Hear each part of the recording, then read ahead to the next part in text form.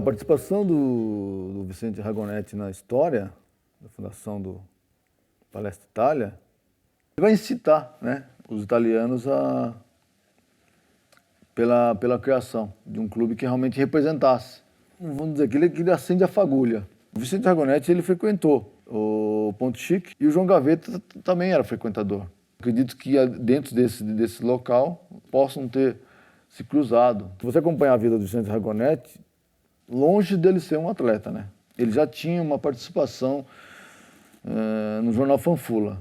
Até que, mais ou menos em 1925, ele cria o jornal, o próprio jornal, o Moscone. Óbvio, e o João Gaveta era uma figura folclórica, todo mundo gostava, principalmente os palmeirenses, os palestrinos. E o Vicente, como um grande palestrino, com certeza era um grande admirador do João Gaveta. Então eu acredito que dentro desse contexto aí, ele possa ter criado não sei se é apelido, mas ele assinava como João Gaveta. Que nos anos 60, o Carnaval do Palmeiras, e aqui cabe um reparo, o Carnaval era muito importante. A receita do Carnaval comprava um jogador, não é como agora. O Carnaval era tão importante que o Djalma Santos foi contratado pela receita dos bailes de Carnaval daquele ano. E muito tempo depois, dos anos 70, o Leivinha também foi contratado mediante a receita dos bailes de Carnaval. Tanto é verdade que o João Gaveta era bastante conhecido e importante, que da temporada de Carnaval foi dedicado a ele. Ele foi o tema. Então os salões foram decorados com a figura do João Gaveta. Às vezes a figura dele mesmo, uma charge dele, João Gaveta, ou então com gavetas mesmo, com desenho de gavetas e tudo mais. O João fazia uma via sacra toda manhã. Ele chegava no Palmeiras por volta de 11 horas. Então, segunda-feira, ele tinha uma turma, vamos dizer, Palaia, Ricardo Gonçalves, cardeais da época. Ele ia lá e pegava pedágio. E os caras davam dinheiro para ele. Pedágio a gente brinca, mas ele ia lá, dá um dinheiro, aí os caras davam. Na terça-feira ele tinha uma outra turma. Então o João andava com um pacote de dinheiro dentro do bolso. É uma coisa que hoje em dia seria inviável, imagine.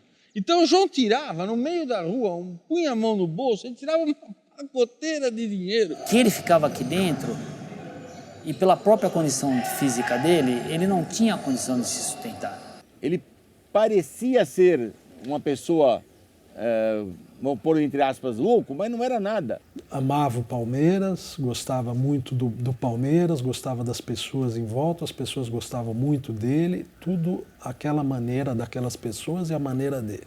Era bem simples, a relação eu acho que era bem simples. E ele tinha dificuldade de se expressar e dificuldade para andar, mas ele sabia o que ele estava fazendo. A lucidez era total. Como o amor dele era uma coisa muito maior, não que ele seja mais palmeirense do que eu, aquele ou outro, não é isso. Ele não tinha outra coisa a não ser o Palmeiras. O João não tinha um segundo colocado na vida dele. Nós tivemos muitas pessoas que tinham esse carinho, esse amor pelo Palmeiras, sim. Mas é diferente, porque a pessoa tinha uma família.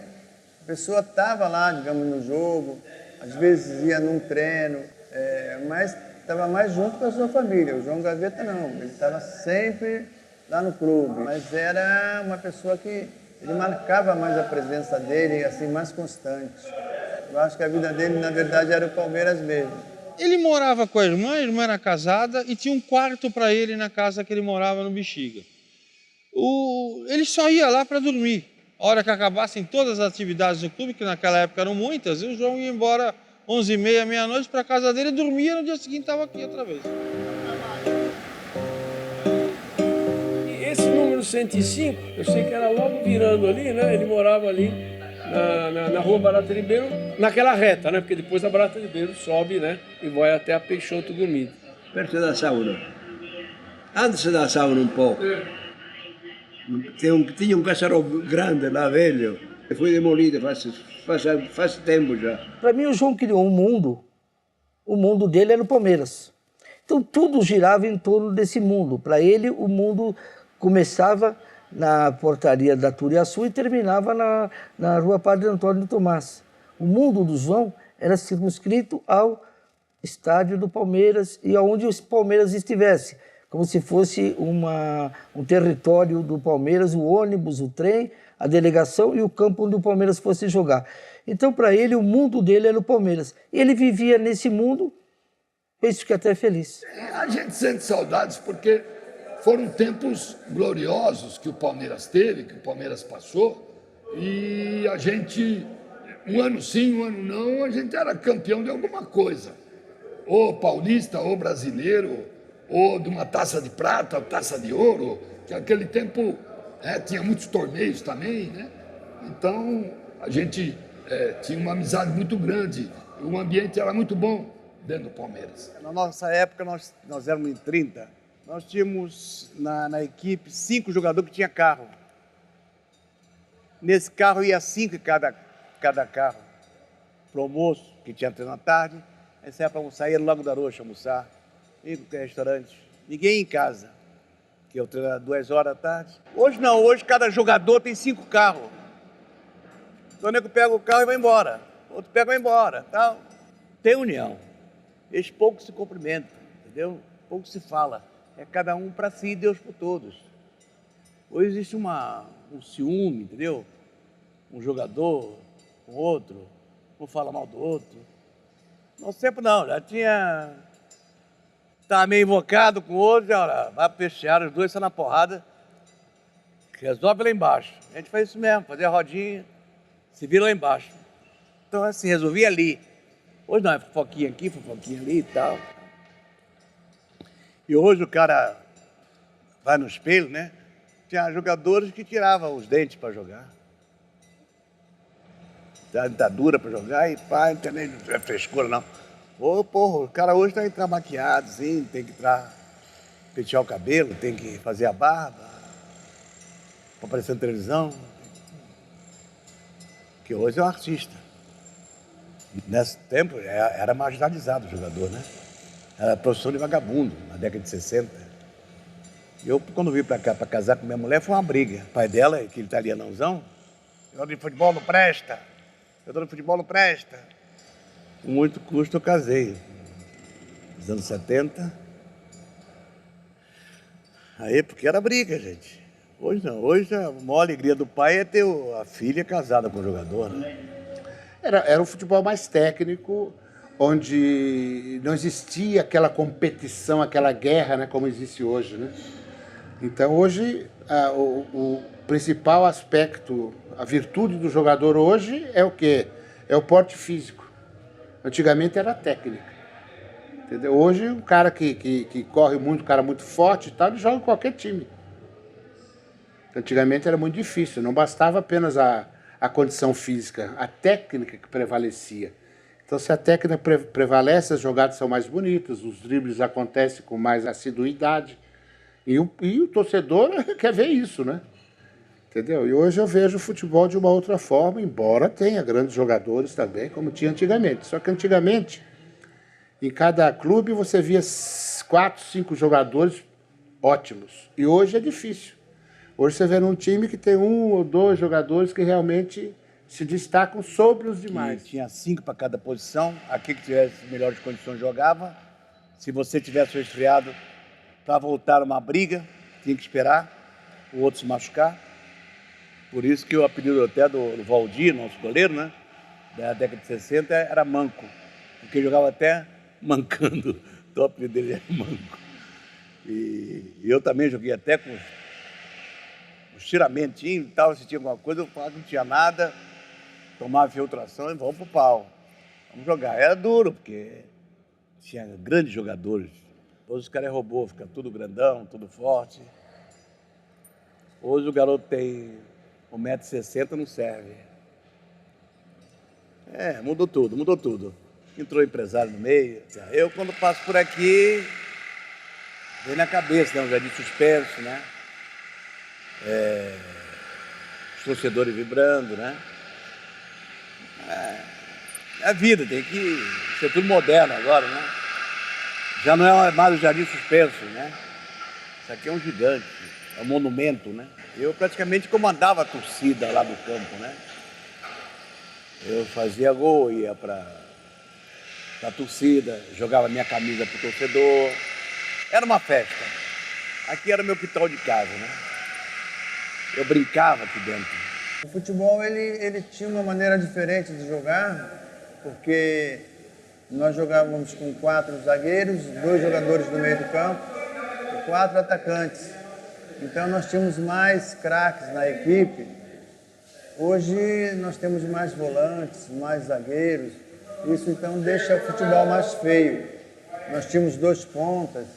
Os pontas eram jogadores que eram dribladores, driblavam, iam na linha de fundo, cruzavam. Era mais romântico, era mais aconchegante, a gente tinha a torcida mais perto. Para nós era uma satisfação grande, né? Nós tínhamos uma equipe forte, como as outras equipes também eram fortes, e cada equipe tinha um torcedor simples. E acho que nem amarrado alguém conseguiria segurar o João Gaveta todas as vezes que o Palmeiras conquistava um título.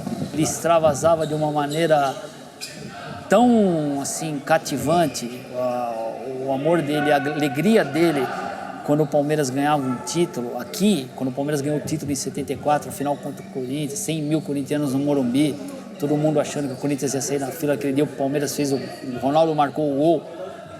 O que ele fez aqui dentro, acho que nem se alguém amarrasse ele, iria conseguir segurar ele. Então, a maneira de ele extravasar a alegria dele com uma conquista do Palmeiras é uma coisa assim indescritível. Quando o Palmeiras ganhava um título, costumava-se publicar o elenco nos jornais, a fotografia do elenco, a diretoria, costumava-se publicar as fotos de todo mundo. Invariavelmente vinha lá embaixo a foto do João Gaveta como torcedor símbolo. O João teve um atropelamento aqui, uns 4 anos antes dele morrer. Esse atropelamento custou uns 4, 5 meses de hospital. E quando ele voltou, ele teve um derrame. Aí já ficou difícil, porque o João já tinha um problema motor. Tendo sido atropelado, 4, 5 meses de hospital. Aí teve o derrame. No fim, ele vinha no Palmeiras carregado, os amigos punham ele no ginásio para ele ver alguma coisa, mas ele já não atinava muito as coisas. Então a gente sabia que a morte era iminente. Aí ele já não tinha mais aquela atividade, ele já não era o mesmo. Meu pai era médico, era professor na Santa Casa na época, e o João Gaveta foi internado lá e conseguia até conversar de uma ou de outra coisa, a parte de futebol, assim. E aí que a gente descobre um ser humano que a gente não conhecia, que a gente tinha só aquela imagem dele no Palmeiras, protestando contra a arbitragem, não sei o quê. E é uma figura doce, frágil, né? É engraçado, às vezes algumas pessoas parecem tão agressivas e, na verdade, são frágeis. Não, porque o João não era de brigar dessas coisas, ele era de armar confusão. Mas ele era muito pequeno, ele não tinha nem como brigar. Ele era um torcedor fanático que muitas vezes perdia o tino na emoção, ele perdia o tino da normalidade e fazia algumas bobagens. Mas durava 2 minutos, era no fim mais folclórico do que confuso. E nós aqui do clube, nós íamos visitá-lo, aí nós levamos um radinho para ele, um radinho de pilha, que era uma coisa, a companhia inseparável para ele era o radinho. Então ele no leito, no hospital, ele não queria se desligar do Palmeiras de jeito nenhum e ele precisava daquele radinho. Até numa certa ocasião o radinho estava sumido lá, ele não teve dúvidas em botar a culpa em algum corintiano, tinha roubado o radinho dele, mas depois o radinho apareceu. Uma coisa que tocou profundamente a gente, né? A irmã dele de canto ali no velório veio nos contar, né? Os últimos momentos dele. Era um dia de jogo do Palmeiras e ele estava não tinha ouvido o jogo, não estava em condições de ouvir. Num momento que ele teve assim de lucidez, ele pegou e chamou o enfermeiro para perguntar. Ele sabia que tinha jogo do Palmeiras, ele chamou o enfermeiro para perguntar do jogo do Palmeiras. O enfermeiro saiu, voltou, falou para ele: o Palmeiras perdeu. Que ele puxou o lençol, se enfiou debaixo do lençol e ficou chorando.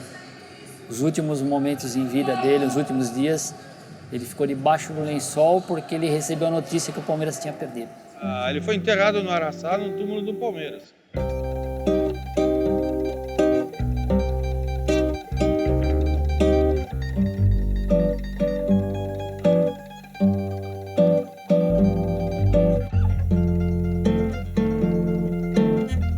morte dele foi uma comoção, foi noticiado e tudo mais. Teve a mesma repercussão que a morte desses ídolos. Só homenagearam pessoas que foram importantes na história do Palmeiras. Eu não tenho evidências de que foi forjada essa data, ou então que ele nasceu mesmo nesse dia e era uma coincidência muito grande. Quando ele morreu, se discutiu muito isso porque não se sabia muita coisa dele, de documentos e tudo mais. Se a data foi essa, eu não vou nem dizer para você, é uma feliz e justa coincidência, né? Porque 1920 é o ano que o Palmeiras ganhou o seu primeiro título. E 26 de agosto é a data de fundação do Palmeiras, né? 26 de agosto de 14.